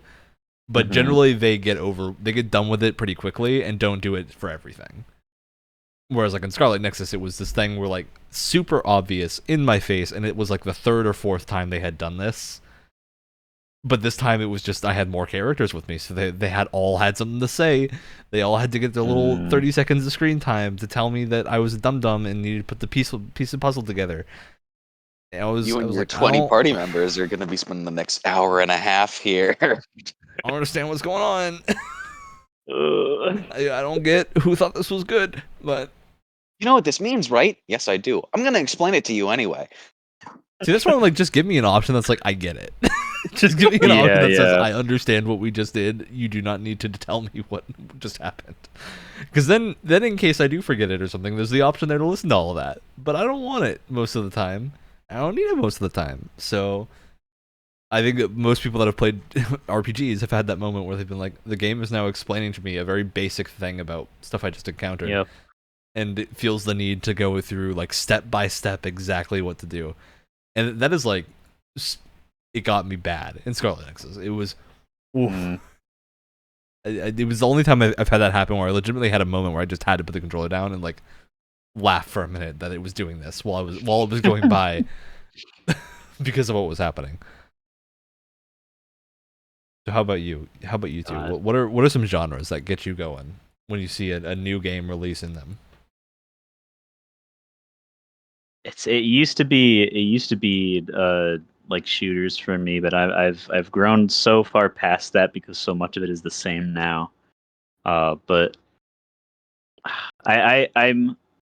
I'm gonna go a different route, but the same thing that you said again, Ryan, with the JRPGs. But also, like, it's a different thing for me because I have not played most of them, and I'm just kind of like I want all of it. So I'm really trying to, like, I guess, kind of catch up to. I've said this before, just like play games that I haven't gotten to play yet because there's a whole genre that I haven't touched.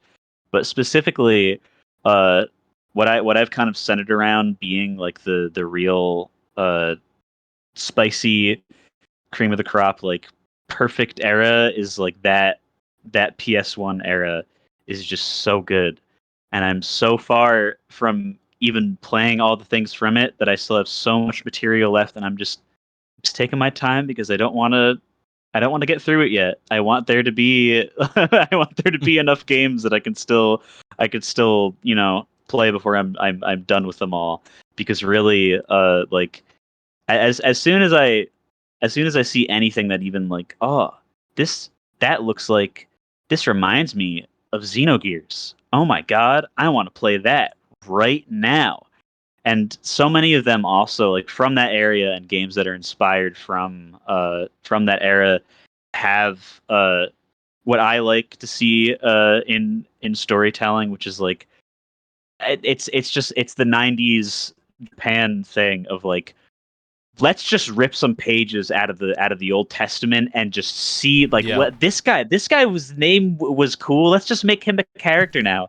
There's so much of that, and in that, yeah, in that era of the genre of JRPGs, there's so much, and everyone does it like in a different way. Like, there are a million different Yggdrasils. There are a million different like Three Wise Men or whatever, in all these different like games, and like multiple Final Fantasies. I think there's different Imagine of how that would those. be. Imagine how that would be different if you didn't have like the missionaries trying to go to Japan and Oh yeah, I mean Yeah, that's absolutely. that's where all the stuff comes from. But that's I mean, it's I'm sure people are probably listening and like, oh, why would he even like bring that up? That's dumb. But I love thinking about exactly that, and these types of games with that super heady storytelling from this area in game development time, where people were just like, this is how things are done. Okay, you've killed God how many times in other games? By this point, it's a trope now, and we can just poke fun at it and do weird things with it now. Like, that's doing that in a game makes me not only enjoy the game, but really makes me think about how did this story get made?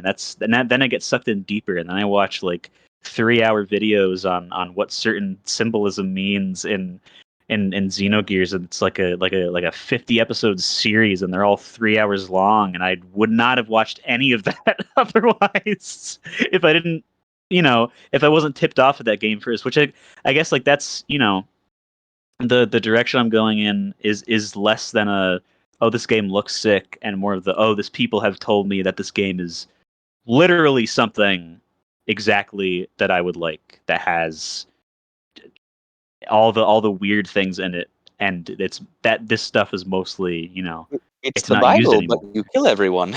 Yes, it's the Bible, but you kill everyone story has long fallen out of favor in modern writing.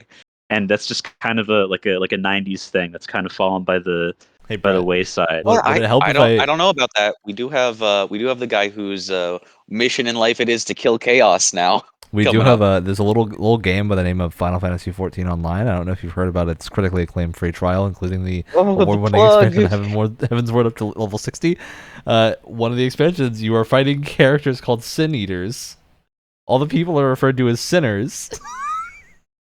It is so filled with that 90s era, we need to kill God type attitude. And I don't have a weapon that I can maim myself with close enough where I can walk to it without pulling my headphones off. Look, I'm just saying, play it like it's a single player game, and you'll be fine. Just treat it like it's a single player JRPG, and you'll have a great time. Legitimately, I do have something to add to what you were saying, though. I think for me, there are like certain triggers with JRPGs where if I see crosses, I'm interested. Yes, That's a big one. If I see any kind of mechs, just anything that looks like remotely resembles a mech suit or a big old gigantic mech, I'm in. Mechs in the shape of a cross. Look, I'm in. I am so in at that point. Yeah. Guilty Gear has taught me that if a man has a coffin that turns into a minigun, I'm in. Oh. And his name is Gold Lewis. Mm-hmm. I'm very in. So there's just a couple things where like if I see certain thematic things in a game, especially like glory kills are a good example outside of JRPGs. If I see a glory kill, I'm in. A lot of things like that where I'm like, I see if there's certain elements in a game that combine with like a genre or something that I see, I'm gonna be interested in playing that game. Like I think Chris Tales is a good example of a game that just came out that is already immediately on my list just because of like the time shenanigans and the art style are so cool, and like whenever a JRPG involves time travel, you know you're in for a ride. It may not be a well-written ride, but you know you're in for a ride. Yes. And it's usually going to be fun. In the case of Chrono Trigger, Yep. Oh, exactly Brett's reaction. Yes. You know what other JRPG has time travel, Brett? The critically acclaimed RPG Final Fantasy XIV Online. I'm gonna hurt you. Free trial includes Heaven's Ward up to level 60. No limits on playtime. Brett, just take a deep breath and make sure it counts as premeditated. Oh my god. Thanks, Alex. See, this is what happens when Wyatt isn't here. We are unchained. I'll say this so Wyatt doesn't have to, and he'll thank me when he inevitably watches this and goes, "Oh, I wish I could say this." I'll say it instead. If it has dashing in it or crouch running, and I'll play it. There you go. I've done your service. You gotta also add that if it doesn't have dashing, he will complain about it. Yes. Which I get it. Yes. What is he? What is he got someplace to be? Someplace to be. But I am really like I'm the same kind of thing where there's just it became like a running joke for a while where in like a short span of time me and my friends watched Bebop, Ava, Blade Runner, and Lane, and like something else, and like all in, like really like quick succession one semester, and this was like these are all like just Brett symbols, just like an eye that takes up an entire frame, or the cross or whatever. It's just like why all these things show up in things that I like. So if I'm the same way where if I see like if one of the slides on the Steam page is one of those in a setting that it just it shouldn't be. Why are there robots and Jesus imagery in the same game? But I look at that and I go, that's Xenoblade. Yes. Look at that. Tapeworms in the sky. Neato. Yeah. Are you telling me this land mass is actually a giant mech? Could it be? And there's another one? What? That's insane. Why don't we go romp around its beating heart? Yes. Yep. Look, everyone should just go play Xenoblade. Xenoblade Chronicles, fantastic game. So yeah, there's our JRPG talk. Alex, you have a genre, a thing in a genre you see that makes you want to play that game instantly? I do. Puzzles make me mouthwater. Yeah. Absolutely. Like, now, are you talking like Nathan Drake puzzles where it's 3D movement, or are you talking we're getting like a Professor Layton Ace Attorney style Both. deduction here? Both of them? Both. All right. Even if it doesn't have story, even if it's just Sudoku for the Nintendo DS Lite, I have that. Have you ever have played? that, I'm and legitimately it's curious, fun. Alex. Have you ever played Picross? Yes. Wait, that's the grid where it has the numbers here, picture numbers here. Sudoku. Yeah. Oh, Yep. absolutely, yeah. Picross is great. I love those. I think I have a book of those lying around somewhere. I have a of course. on the Switch. You can get Picross for there's like 10 versions of Picross. One of them's like Pokemon. You can play your Picross Pokemon on your Nintendo Switch, and I have more hours in that game than many of the games on my Switch, which is a little embarrassing. Yeah, it's just the good old fashioned. Here's the problem. Logic puzzles. Good thinking it through. Sudoku. What's that bridge game where you have these different numbered islands and you do the 1, the 2 Oh, lines I don't know in what it's between. called. This, I do know this what you're is talking about, but this beautiful map of a really horribly done tapestry that you get at the end.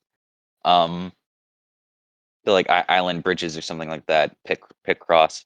And then there's the more stuff that's logic puzzles, much like the bridges and stuff that I talked about before. Sometimes having to do with math or like loose geometry. But you don't need to know any of that. They structure them like they have a good catalog of puzzles where it's just like an escape room where you just need to have basic reasoning skills like to be able to figure your way out. You don't need to know all the elements of the periodic table. You don't need to have some weird professional outsider knowledge to do something like that. yeah. It's good, and it's just so satisfying when you're able to do that. When it's like either arguing your way around an Ace Attorney case, or getting through like a puzzle gate in Professor Layton, things like that. It's one of the most satisfying things to me right now, besides hearing Kratos rip apart a Draugr. Yep. Two very different things, but both equally Yeah, satisfying. two incredibly different things. Paul, are you going to see at any point Professor Layton bury a hatchet in someone's head? You know, I don't think so. Smash Brothers Someday. exists. They have one character left before the DLC characters are done. It could happen. Every puzzle has an answer. This one happens to be violence. An axe in the forehead. Yeah, I think along the same lines for me, if a game has like micro games, Yeah. mini games or micro games, I'm in. I'm a huge fan of like just give me like Rhythm Heaven for the Switch, please. Just I was please. going to lump Rhythm Heaven in with that, but I've tried a couple of them. It's not entirely my jam, pun intended. I get it. Rhythm Heaven can be a little bit much sometimes, but I do think like that and WarioWare are two games I love. And another good example of a game that has like micro games and mini games that is not about them is No More Heroes, which I've been playing through my Switch right now. And you have to do between missions, you have to pay the entry fee for the mission.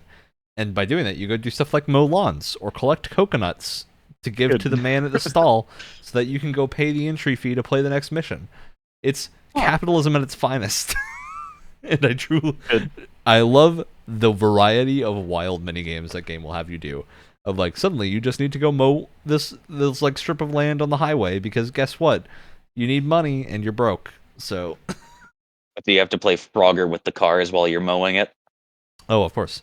So there's a lot of things like that are great. There's like when you're fighting certain enemies, you can treat them like baseball and you'll tee up at a thing and then swing to like knock their bullets back at them. It's hilarious. There's like little things like that where the game turns into something else for like 5 minutes, or like not less than 5 minutes, like 1 minute of doing something random gets me good. The baseball thing also reminded like randomly themed battles. Yeah. Yeah. Gotta give me. I don't know if either of you've heard of Dicey Dungeons before, but Dicey Dungeons triggered like a primal reaction in my brain of just seeing dice roll around. It's made by Terry Cavanaugh, the guy who made VVV. Okay, yeah. I think it is. I like there's like 6 or something. Yeah, there's like 6 or 7 V's V's. there are. There's VVV. Vivi from Final Fantasy IX. So Yes, it's that. best boy. Yeah, that's a good random battles game. All right. Cool. We've covered a wide variety of games. Now, I want Yes. you both to tell me. Since Wyatt isn't here, we have to have a game in the spirit of Wyatt. So, what is this Wyatt? What does this Wyatt want for his perfect game? What is the game he sees on the storefront and goes, I want to play this right now? Tsushima without the camera problems. What camera problems? Oh wait, we're talking I would about legitimately put Cyberpunk without the bugs. Yeah, honestly, It does seem like his game. it literally should have been. I think that's probably why he stuck with it so seriously. Is Hey, so because did I. like on paper, like it just seems like his exact kind of game. It's On paper, it's and when it's not being buggy, when it's not. Yeah, which isn't most of the time, but sometimes that game really shined. So I think that Cyberpunk without the bugs, pretty good one. yeah. What do you two got? And this doesn't have to be a real game. It can be a fake game. You can make up a game. Halo 3 with dashing, another good one. Yeah, there you go. Halo 5, but good. That's Halo basically 1 the same with that. thing. Halo 1 with dashing. Yeah. I don't think Wyatt likes Halo 1. Oh. Heresy. I'm gonna bring back a callback to God knows how many episodes ago this was. Our perfectly satisfying game, the Transformers City beat 'em up. Yeah, Good one. that's yeah. I think in all seriousness, even if I don't end up liking it, and even if I end up hating it, I think Halo Infinite has it has high potential to be a Wyatt game. The campaign aspect of it specifically, because they've got the open world aspects. You're in a first person FPS perspective scenario. You got grappling hooks. You got some extra mobility. Theoretically, a bunch of customization. And these are all things that Wyatt likes, and from games that he has played and has kind of I guess put up with. That I mean, Assassin's Creed, the most recent one, it really felt like he just kind of put up with that game because it had because there was also not a ton of other stuff out at the same time. Well, I mean, what else is there that's Titanfall 2-esque? Because he loves Titanfall 2. Apex. He liked Apex too. Even You're like, oh, I never heard him talk about Apex that I can remember. Am I going stupid? We talked about it when we were watching the EA Play thing, just he and I, and they were doing the Apex thing. We weren't paying attention because we didn't really care, but we both pretty much agreed that it was it's the best of the battle royales that are out currently. We both agreed, which is it currently playable? Yeah. Because there was no, there was stuff with the hacker or something. Yeah, that's Titanfall. I don't know how long that lasted. That's Titanfall. Oh, yeah, Titanfall's been I thought it was from Titanfall against Apex. No. It's Titanfall and Titanfall 2 are having server issues. Because of DDoSing attacks. So, which is unfortunate. Hopefully that gets resolved at some point, but I think the team has basically said they can't really do a whole lot to actually resolve it. The team of one person. The team of like one or two people. Confirmed. So yeah. So sad. Skeleton crew on there. Yeah. Yep. It's unfortunate. All right. Well, that means we've done it. We went through our topics. Unless either of you has more games that you want to talk about that you want to pick up instantly, more things that attract you to a storefront. I have an example, and I'm not going to keep it on for long, but or not like an aspect of games or whatever.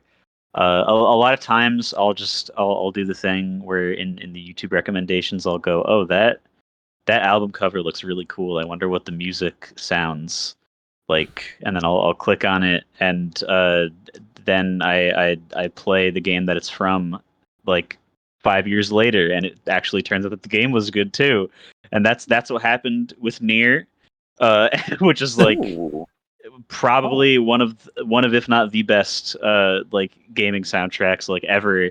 Fantastic. And it's same thing with like Silent Hill's music is awesome. That's stuff I just listen to like all the time. Metal Gear also, I mean, like I even if you have played the games, you know the Snake Eater song. That was a big big one Yeah. for me. Yeah. A lot of times I will play games because previously I've heard the soundtracks for them, and I just really like the soundtrack first, and then I'll pick up a game afterward. So yeah, that's the Right. last one I had. It just didn't come up in conversation. You know, I'm gonna predict that exact same thing is gonna happen to you, Brett, with a little known game called Final Fantasy XIV Online.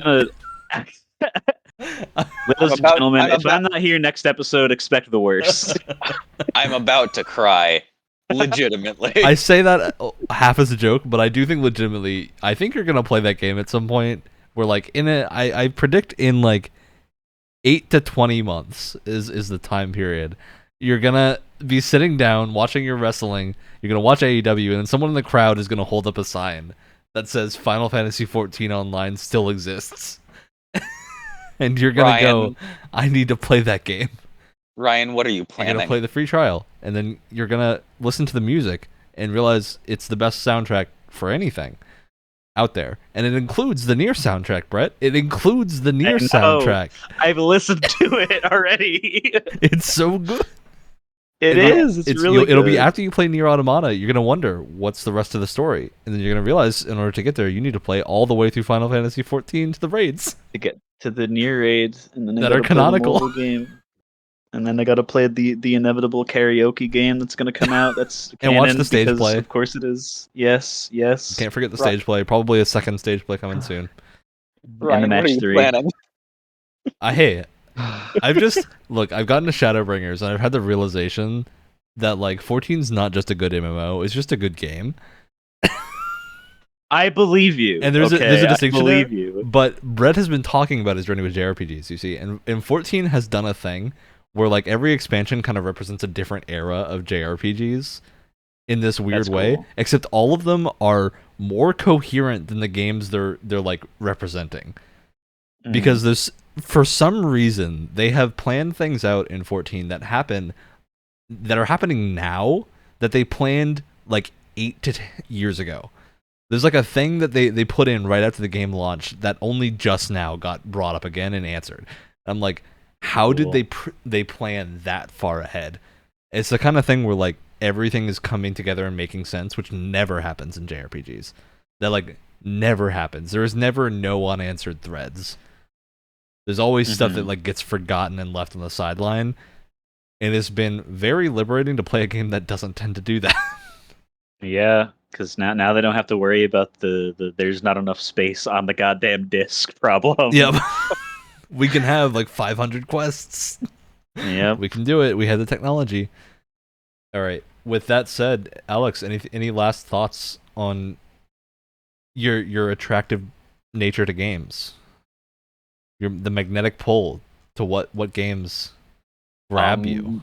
Don't hold a magnet to game cartridges. Don't do it. Don't do it, or Don't do you'll that. wipe your copy of Spectrobes Beyond the Portal. Just watch out for you that. laugh. You laugh. I accidentally had a magnet from a science project Oh, in my no. my original copy of Emerald in the same no. pocket. That's unfortunate. All right. Oh, With that, we come to okay. shoutouts. yes, we do. Brett, you look ready. Ugh. You look prepared. And ready I am. I might have said this last time. I hope I didn't. But I don't think I could have because I think the game came out in between last episode and now. But Death's Door came out and it's really good. It's one that I've had my eyes on for a while now, and it's literally it just turns out that it's just Hyper Light Drifter, but you play as a bird instead. And Hyper Light Drifter is already like one of my favorite games, and it controls Yeah. exactly the same. It's awesome. I'm in the stage of it now where I'm just going through the entire overworld looking for all the secrets because it is jam packed and I'm going crazy with it. So if you're, I think it's no, it's not on Game Pass. We had this Yeah, discussion. I was Chris mixing it up with Tales. Chris Tales. It's because Yeah. the trailer for Death's Door had the Xbox logo in it at some point because it's Yes, an ID at yeah. Xbox game, but it is not on Game Pass. But yeah, I got it at full price, and I would say it is very much worth full price. So I'd recommend it very highly. I'm just lumping it on the list after I finish Nier. Is Nope. going on that. Look, it's I lit right on now. the Nier fire. and Final Fantasy are the two that need to get finished, at least caught Mhm. up with, and then I'm good. Then my backlog is open, but I gotta get through those two. Alex, the time has come. You have been chosen. I'm smelling my shout out, which is a dice box Yep. Nice that little. snaps and hurts my fingers. Yeah. And You it guys, little smells hexagonal dice box. smells wonderful. What type of wood is your dice box, Alex? Poison wood. Nice. Poison wood. Okay. And It sounds a little and unhealthy. and a matching tray with 36 d6 on it, Oh my god. Cool. which is That's a fancy. a carryover from both Shadowrun and Blades in the Dark that I'm currently playing. But Yep. these big honkers, along with these 3 dice here that have not only ever, in about like a sample size of 20 rolls, the vast majority have been 1s and 6s. Okay, fun dice. Those are the good ones to pull out. Of course. All The right. big 3. That means it's my time to give the most amazing, incredible shout out in the world. Say Final Fantasy 14, I dare you. I want to say Final Fantasy 14, Brett, because No. there's one thing. Okay, so I'm gonna tell both of you right now to go do something, which is look up arm orang theme. You can't spell it. Never mind. It's not gonna. You can't spell that word with He's gonna say relative arm what? with relative ease because Armadillo. it's very like German. But there's Asmongold? one. Asmongold. Shout out to Asmongold. But there's one specific theme in Shadowbringers that might be my favorite piece of music in a long time. It's just very chill. Looking up YouTube. It is a very, very chill one. I'll give you guys the link after the episode. But Yes. Gotcha. the Armoring area theme is like, there's a meme of it where you walk into, the guy walks in the building and he's just like vibing. And that's what it is. You walk into that zone and you're just vibing. Good. Which is a shame because there's like some really sad stuff in that zone. But Oh, you're no. vibing the entire time. It's great. I can forget the pain while I vibe to beautiful music. Which means Someone replaced the soundtrack from "Let the Bodies Hey. Hit the Floor" to something better. that's what we're gonna do right now. We're gonna forget the pain while we listen to the beautiful outro play. Because the show's Yes. over. Tuesdays at 7 a.m. You can catch the show on the podcast platform of your choice or watch it live now at the time that there are people watching it live. 8 p.m. Eastern on Sundays. So do that. Sub to the YouTube channel so we can get a custom name, please. Do that. Yeah, that'd be great. Yes, please. Look up Double Radio Gamescast on YouTube. We'll find it.